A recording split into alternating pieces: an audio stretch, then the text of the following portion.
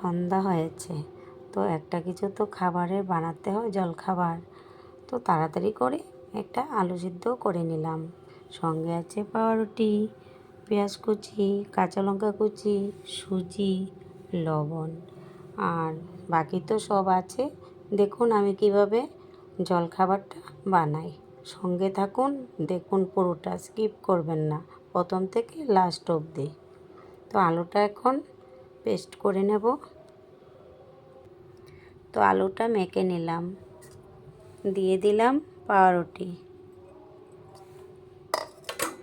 দিয়ে দিলাম সুজি, হলুদ, অল্প একটু লাল লঙ্কার গুঁড়ো, দিয়ে দিলাম গরম মশলার গুঁড়ো, লবণ, আর পেঁয়াজ কাঁচা লঙ্কা।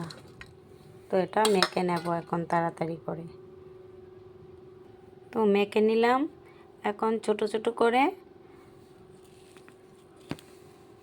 গোল গোল করে চপের আকারে বানিয়ে নেব।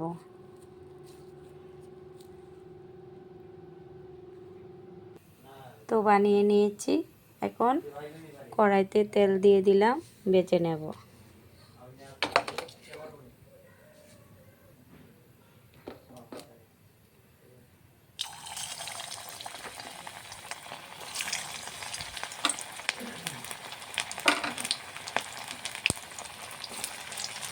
তো বেশি দেব না, দুটো তিনটি করে বেজে নেব, ভাজাগুলি খুব সুন্দর হবে।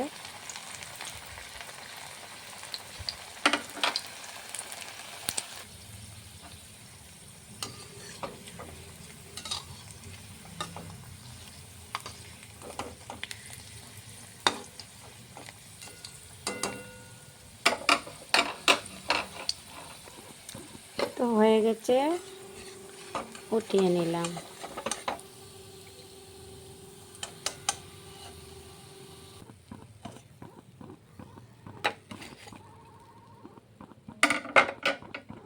বাকি আর তিনটেও বেজে নেব এবার।